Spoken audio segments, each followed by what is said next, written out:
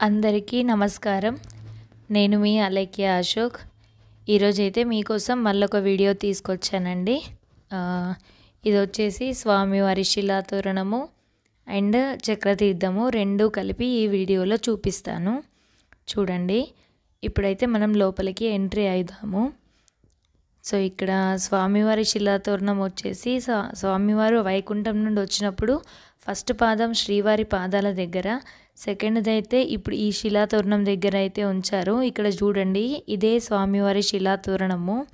ఇది కంప్లీట్గా న్యాచురల్గా ఉందండి. ఎవ్వరు కూడా చెక్కలేదు, ఓన్లీ న్యాచురల్గానే సహజ సిద్ధంగానే ఉంది.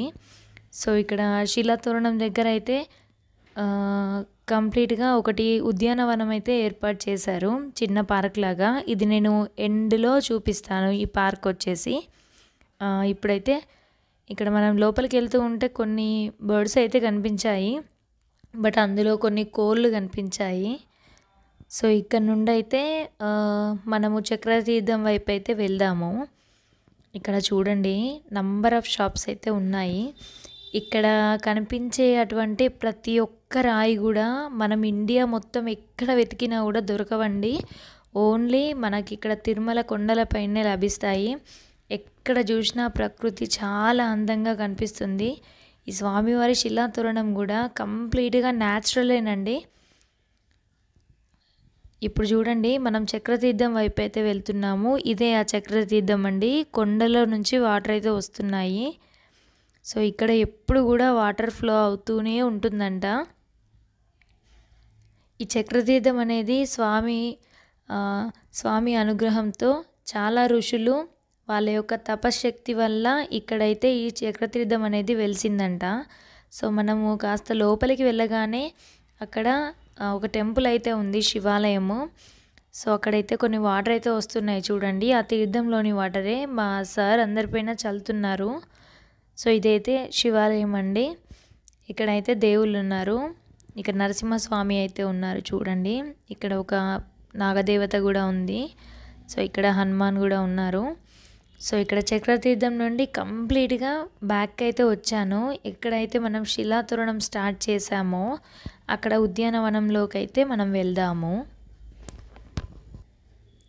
ఇక్కడ ఉద్యానవనంకి ఎంట్రీ కాగానే మనకి వినాయక స్వామి వారి దర్శనం అయితే ఇస్తున్నారు.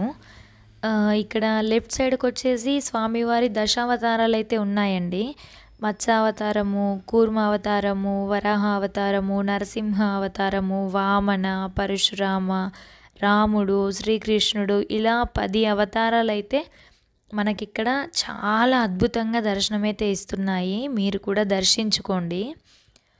సో ఇక్కడ ఉద్యానవనం అయితే చాలా అందంగా తయారు చేశారండి. కంప్లీట్గా దేవుళ్ళ విగ్రహాలతోని ప్రకృతి చాలా అందంగా ఉందండి. ఇక్కడ ఈ శిలాతోరణము చక్రతీర్థం దగ్గర ఉన్న ఏవైతే చెట్లు రాళ్ళు అయితే ఉన్నాయో, చెట్లు అయితే కంప్లీట్గా చాలా మంచి మొక్కలు, హెల్త్ బెనిఫిట్స్కి యూజ్ అయ్యే మొక్కలు అయితే ఉన్నాయండి. నిజంగా ఈ కట్టడం అయితే న్యాచురల్గా ఎన్ని ప్రళయాలు వచ్చినా కూడా ఇక్కడ శిలాతోరణం అనేది చెక్కు చెదరకుండా అలానే ఉందండి. దాదాపు కొన్ని వందల కోట్ల సంవత్సరాల నుండి ఉంది. సో ఎక్కడ అయితే మనం చూడలేమండి. ఇక్కడ మన గణపతి స్వామివారి యొక్క వివిధ రకాల విగ్రహాలను అయితే కూడా మనం ఇక్కడ ఉద్యానవనంలో చూడొచ్చు. ఇక్కడ చూడండి, శ్రీముఖి అయితే ఉన్నారు. ఇక్కడ గరుత్మంతుడు అయితే ఉన్నారు. సో ఇవే అండి ఆ గణపతి స్వామివారి యొక్క వివిధ రకాల విగ్రహాలు. ఇక్కడ అయితే సింహముఖ గణపతి అయితే ఉన్నారు. మరొక వీడియోలో మళ్ళీ కలుసుకుందాం. Thank you.